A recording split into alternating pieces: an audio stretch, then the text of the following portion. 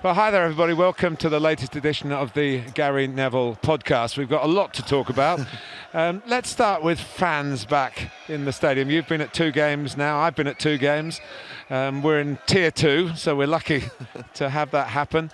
The impact and your feel on it? I think the joy on the fans' faces, just seeing these Tottenham fans behind the goal, they're able to celebrate with the players at the end of a derby win, is something that obviously is a massive step forward when you think where we were 6 months ago. We're not knowing when football was going to turn, to now thinking that fans are back in the stadium.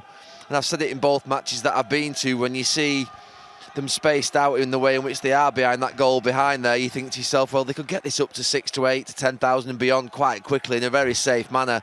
You know, I was outside an hour and a half before the game seeing those fans come in, and it's really orderly. They're all being checked. I then walked around the concourse and had a coffee and saw again the fact that there's just so much space, particularly in these vast stadiums like this. So I think 2,000 is a big step forward, but I think the more exciting thing is that I think we'll start to see that increase quite quickly into the new year in February, because one thing the Premier League have done brilliantly in this last few months is bring football back safely, and I think what they'll do now is trace these 2,000 fans over the next couple of weeks to make sure that they aren't having any there isn't a spread of the virus through obviously them being in this stadium today. And once they've proven that, I would then start to see the sort of fans coming up quickly. But it's been brilliant to see the fans back in stadiums and the players interacting with them. A couple of aspects about it. They're only home fans. Yeah. We could say that balances up the fact that the away teams had a bit of an advantage with no fans at all. Will that play a part? I mean, I've done 2 home wins at Chelsea and Tottenham. You were at West Ham, where, of course, Manchester United silenced the home fans. But will that be a factor? Are we going to try and get away fans in? To be honest with you, I don't think the fans will be too much of a factor in swaying the games one way or the other.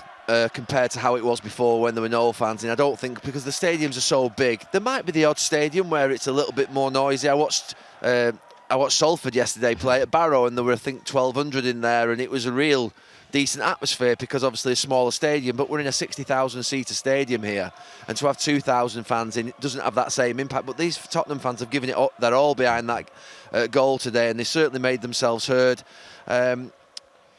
You know, I don't think it'll give them an advantage, though, is my honest feeling. More being at home still does. Well, what about the tiers, the fact that Tier 3 can't have any fans, and a lot of clubs, and I know that's an issue outside of football, but football has to deal with it. Yeah, Martin, I've been down London now here for 3 days. I had a meeting down here on Thursday, and then obviously had the games at the weekend, so I stayed down, and I've been able to obviously go out into restaurants, and there was yesterday a protest outside Harrods. Believe it or not, I actually walked around there yesterday just to have a sort of wander around.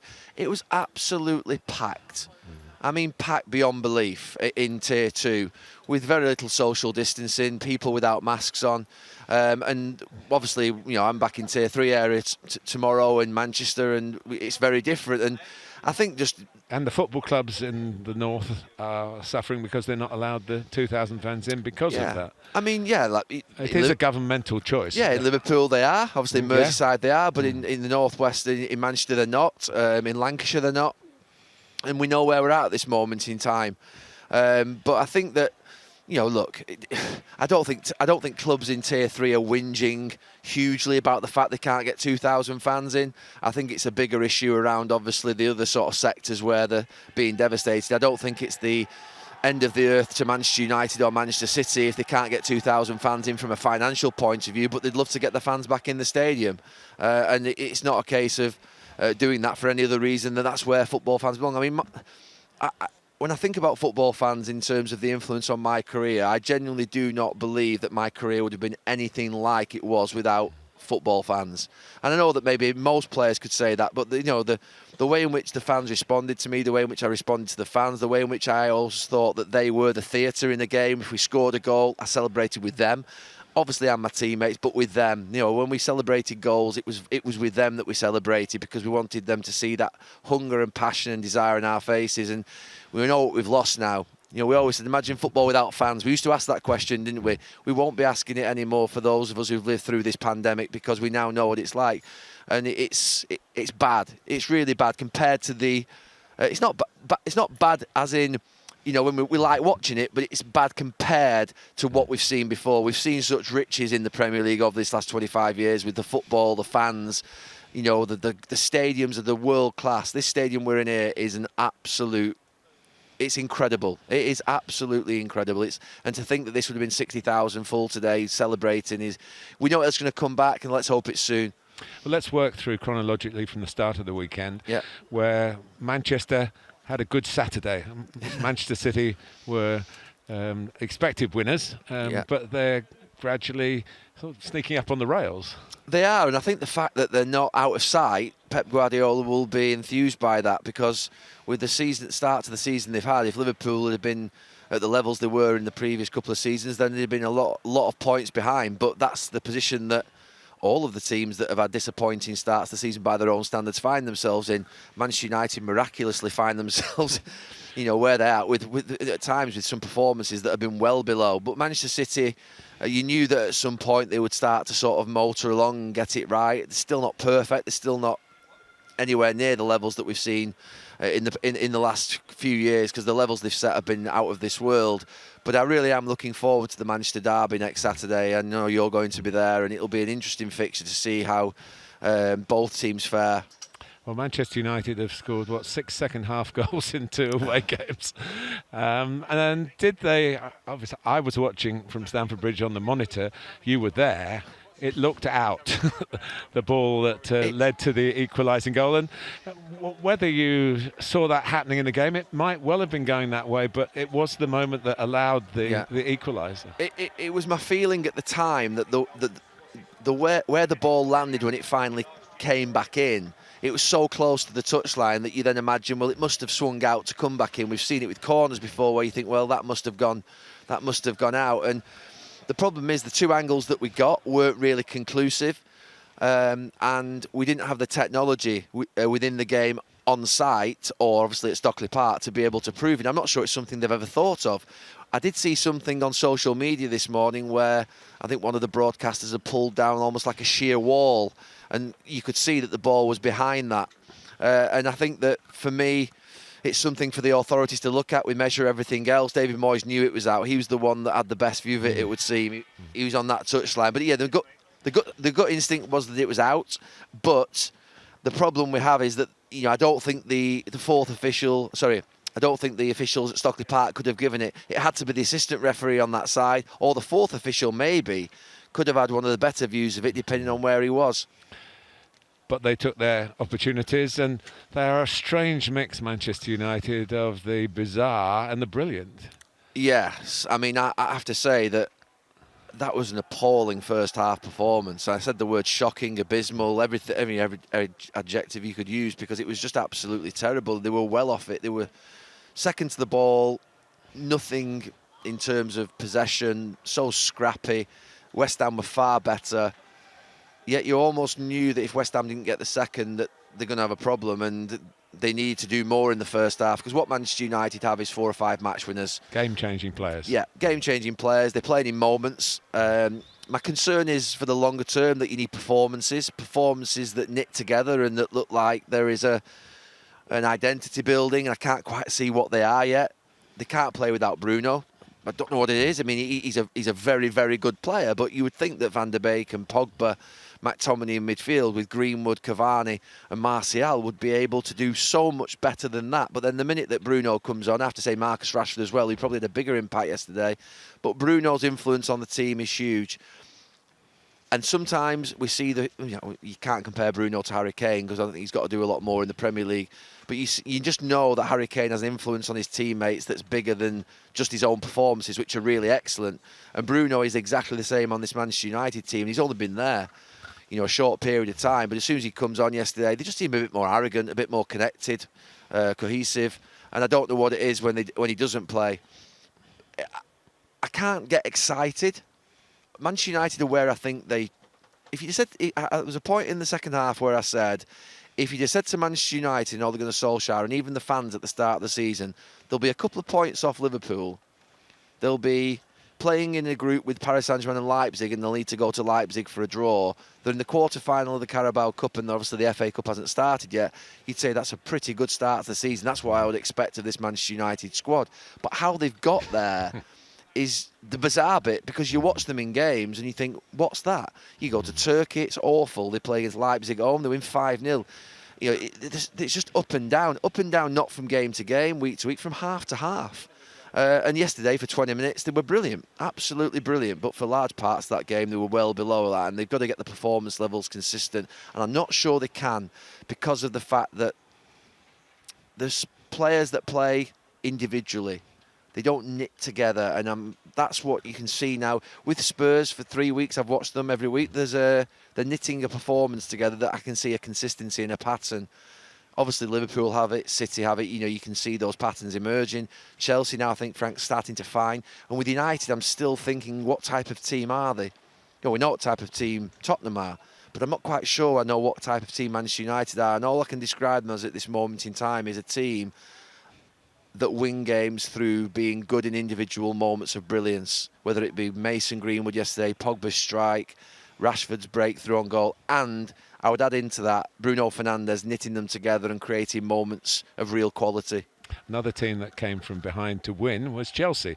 Took them on Saturday night to top of the table, and Frank Lampard set out to do something that no other club has done this season to Leeds United, to outwork them and outrun them. Well, you watched the game and I didn't, because I was on my way back from the West Ham Manchester United game. I think I didn't see this game against Leeds, but I'm impressed the more that I see Chelsea week by week. And I mentioned it during this game here today, Tottenham-Arsenal. I think that performance from Chelsea last week went up in my estimations, having seen what Tottenham have now done to City and to Arsenal. Because it was a really measured performance from Chelsea. It was a clever performance, that. And actually, they should have won that game. Abraham had a couple of really good headers, chances. Giroud's one in the last couple of minutes, which would have just stole the game. I think Chelsea deserved to win that game last week, and they also limited Tottenham's chances to next to nothing in that second half. And that's a more impressive performance the more I think about it today. So going back last week... And then they've won 4-0 in Seville. They win 4-0 in Seville, and then they can go to... And you say yesterday they ran Leeds off the pitch. Yeah, and Leeds had a free week. Yeah. So to me, an adaptable team, a team that obviously are taking on board what Frank Lampard can do. 1 week he's saying to them, look, I want you to really change today. I want you to be measured. I want you to sit back. I don't want you to fall for the Jose trick and get counter-punched. I want you to sit back, because you will get chances in this game, and I think we'll win 1-0. But he made sure he didn't lose the game. And that's a mature coach that does that. And so for me, Chelsea are impressing me. They've got a real chance. When people talk about Tottenham, can they win the league? I'm still like that. We'll come on to that. Yeah, I think Chelsea can. I think Chelsea have got more of a chance because they've got Kante, because they've got Thiago Silva, because they've got players that I think that would navigate them to it. I do think Kane could. They've got a real winning culture, haven't they, as well? They've got winning. They've won trophies. Yeah. The club always wins trophies. Abramovich wins trophies for Chelsea. So there's something there. They've got good players, talented players, and they also, to be fair, can do the ugly side of the game as well. So they're a real threat. Got to mention Jamie Vardy, who's come up again with a win. And Leicester feel sorry for Chris Wilder. I think everybody in the game does. It looks as though nothing's going his way. He would have got a point. It would have only been, their second point. And then Vardy does what he's still, even in the 90th minute, can still do, run away from the opposition. Yeah, well, I just arrived upon the gantry as that goal was going in, and there was an angle of Chris Wilder, a shot where Chris Wilder was sort of crouched down on the touchline, and he saw it going in, and his head went, and it was an awful image, really. It's what football is, and it's an image that sometimes, you need to see, because it shows us how much they care and the work that they've gone in all week to the performance, and that Chris Wilder, Sunday comes, the game comes, and in the last minute it's taken away from you. And Jamie Vardy, the Premier League, and that's what we love about it. It still happens. Jamie Vardy's still providing it, and in that game. But even with all the difficulties that 2020 has produced for the Premier League, it's still right on the money at the end. Yeah, and it was the typical Vardy goal. I'm not sure who the defender was, and who was the defender for Sheffield United? I think it was Egan, I think. Was it? Yeah. And you said it, make the foul. You've just unfortunately, and the fans sometimes won't like to listen to this at home, you've just got to trip him up, get the red card, save your team the points, and then just think about it another day. He didn't do. He actually, to be fair, got himself out of the way. He sort of pulled back. A very honest thing to do. Demonstrates the level of integrity, but I think when you've just got to pull him down. You just have to. Unfortunately, I think I would have pulled him down. I think all of Jose Mourinho's players would have done as well. Absolutely. Because that brings us back to where we were talking from the Tottenham gantry. And I guess we're looking now at a game that must have been perhaps one of the most predictable outcomes of 90 minutes. Spurs score and then protect it. That's Mourinho's way. But they scored one outstanding goal and one goal that looked outstanding but had a little bit of an asterisk against it. It did. We was talking in the second half, weren't we, me and Jamie, about that Arsenal played well, and I said that Jose Mourinho and Rafa Benitez's teams, you could play against them and they feel like you've played well but lose 1-0 or 2-0 and they haven't given you much of a chance during the game. And I think Mikel Arteta will be saying that at the end. And I think we changed. There was a period where Sir Alex Ferguson changed his style against Rafa Benitez, where we kept getting done on the counter-attack with Michael Owen and Torres in that channel and those types of players. And he said, forget that now. Let's let them beat us at Anfield. Let's see how their fans react if we sit off them a little bit. Narrow our back four, keep tight, let them come on to us, let them start to. The crowd will have to call them forward. We know the Anfield crowd will. And we started to have more success when we started to do that way against Houllier and against Rafa Benitez. And we had to change our principles. And that's what Frank Lampard did last week.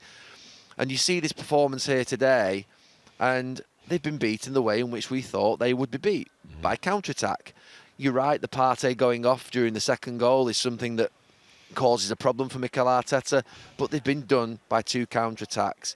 And I thought Gabriel on the first one, he should have gone in and hit Kane and not hit him as in terms of done any damage to him, but tackled him, challenged him, made sure he couldn't bring it down. There were other players around. You cannot let Harry Kane bring the ball down and feed Son or feed Bergwijn. You just can't, because it's proving too costly to teams and they're conceding goals through it. And Mikel Arteta's team did play well. They dominated possession. They passed it well, but it's Jose Mourinho, and he's now got a team here. It wasn't a marriage at all I ever saw. Daniel Levy, Jose Mourinho, Tottenham. I just never saw the demands of the fans. I mean, we'll see what happens, but most of the Tottenham fans won't have been alive when Spurs last won the league. So, I mean, that's a different kind of adventure, and whichever way you do it, if you do it, it's worth it. Yes, and that's what they're buying into. The players are buying into it. I think he's giving them belief. They're good. They can handle big matches, this team now. Bergwijn played in his own half pretty much the whole game. But Martin, we've seen them against United, we've seen them against City, we've seen them against Chelsea, and we've seen them against Arsenal today, and they've picked up 10 points out of 12.